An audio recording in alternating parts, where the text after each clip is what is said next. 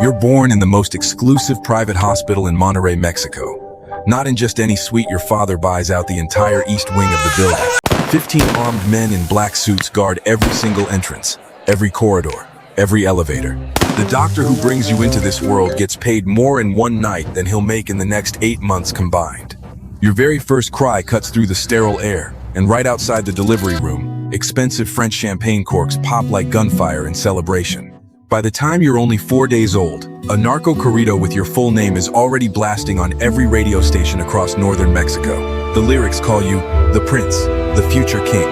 You didn't choose any of this, but this world chose you the second your heart started beating. Your childhood is lived inside a hacienda so massive it feels like its own private town. A colonial chapel sits on the hill, end quote.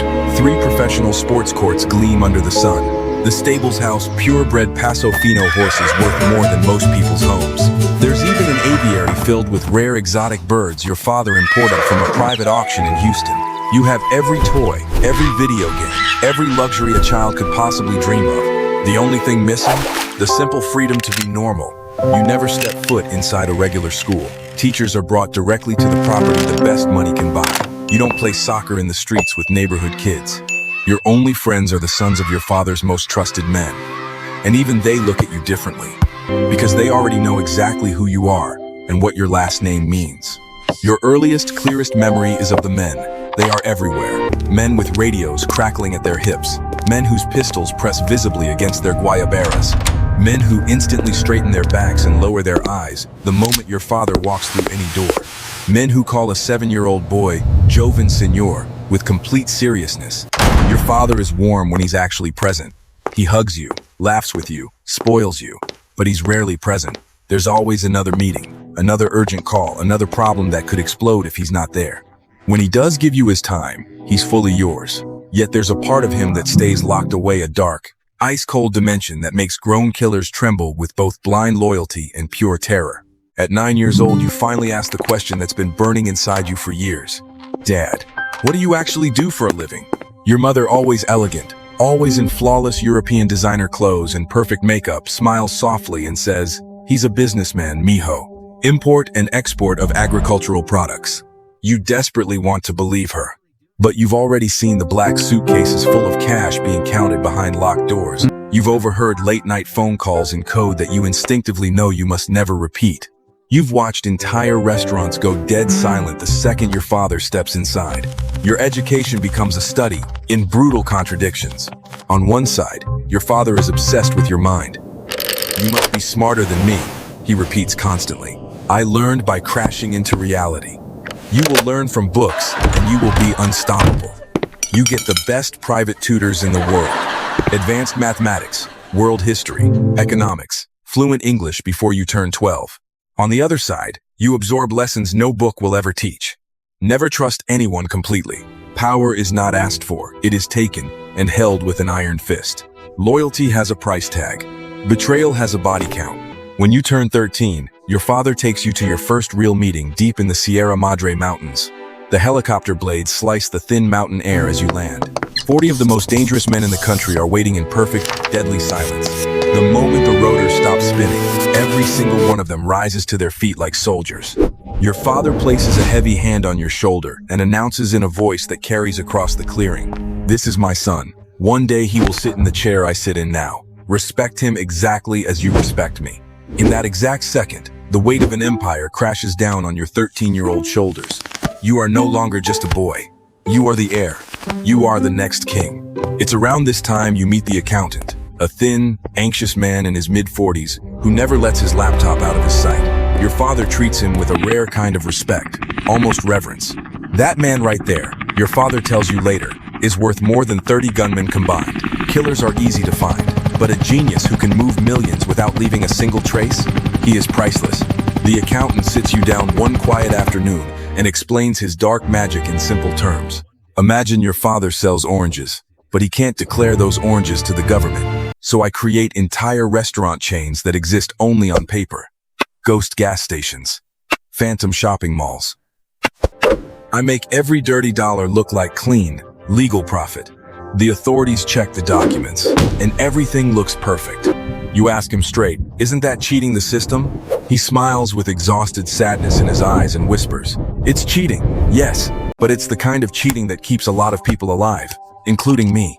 Your teenage years become an exhausting war between two completely different realities. Summers in Austin, Texas with your mother feel like stolen freedom malls, football games, normal teenage parties where nobody knows your real name. For a few weeks you taste what a regular life feels like.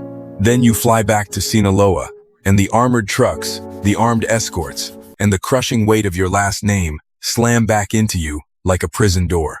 At 15 you get your first Rolex. At 16, your father hands you the keys to a sleek European SUV that costs more than 3 average Mexican houses, along with a brand new semi-automatic pistol. The car is for you to enjoy, he says calmly. The gun is so you can survive. You train at a private range until you become frighteningly accurate, but every single time your finger touches that trigger, you feel the real purpose of the weapon in your bones. Your father now opens the books completely. He shows you the entire empire, the lieutenants who control territories, the cells that move product, and the 3 invisible pillars that actually hold everything together, the security chief, the routes coordinator, and the accountant. You watch the money machine operate like a cold, perfect ballet. The accountant runs a quiet team in Mexico City that looks like any normal accounting firm, but they transform hundreds of millions through shell companies, offshore accounts, fake loans, and 20 different countries until the money is so clean, even the most advanced agencies lose the trail. Your father teaches you the one unbreakable rule of power. Respect keeps men loyal. Fear keeps them obedient. You need both in perfect balance. Too much respect, and they see weakness. Too much fear, and they will stab you in the back the first chance they get. By 19, you're officially studying business administration at a top private university in Guadalajara. On paper, you're just another rich kid. You make friends, go to parties, even date a girl who genuinely believes your family is in legitimate agriculture. But 2 bodyguards are always 50 meters away. Your truck is armored. You change routes every day. You never sleep in the same place for more than 2 weeks. This is the cruel paradox of being the next king. Unlimited money, but zero freedom. Total respect, but almost no real friends. Enormous power, but no real life. At 22, you've already sat in rooms where human lives were traded like currency. You've seen what happens to traitors. You haven't pulled the trigger yourself, but your decisions have already ended lives. The nightmares start. You begin drinking just to fall asleep, first beer, then the most expensive whiskey money can buy. Your father notices immediately and warns you with steel in his voice. Be careful, mijo. In this world, any weakness is a death sentence waiting to happen. One night, the accountant shows you the real numbers. The organization pulls in roughly $2.5 billion every single year. After all the costs, bribes, and blood, about 700 million stays as pure profit. Half of it gets perfectly laundered. The rest sits as raw cash in warehouses, literally rotting from humidity. The problem isn't making the money, the accountant says quietly. The problem is what the hell to do with it. At 24, you officially run a luxury real estate company in Santa Fe. You wear tailored suits, shake hands at board meetings, and build million-dollar condos with clean money. But behind the smile is the truth. You are the next king of an empire built on blood, powder, and fear.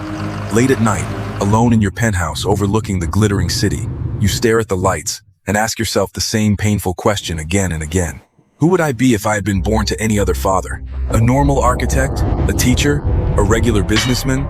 The answer is always the same. It doesn't matter. You were born into this. You will die in this. Your last name is your crown. Your last name is also your prison. The accountant, drunk on cognac one night, finally breaks and tells you the darkest truth of all. I'm brilliant. I could have been the CFO of a real global company. Instead, I use my genius to wash blood money. And I can never leave, because I know too much. You watch your father aging at lightning speed. He's only 53, but he looks 70. 5 assassination attempts. Almost every childhood friend is dead. The paranoia never sleeps. And in that moment you understand with terrifying clarity, this is your future. 10, 15, maybe 20 years of absolute power, if you're lucky. Then comes the bullet, the prison cell, or the quiet retirement that still feels like a cage. There are no happy endings in this world. Only endings that are slightly less tragic. You are the son of the most feared man in Mexico. You are the next king. You were born inside a golden palace that is also the most beautiful prison on earth. You have everything money can buy, except the only thing that truly matters, freedom. You are respected. You are feared. You are envied by millions. But in the quiet hours before dawn, you are completely and utterly alone. Every single day you survive is just one more day of a life sentence that started the moment you took your first breath. This is your destiny. This is your empire. This is your curse. Welcome to the throne, young king.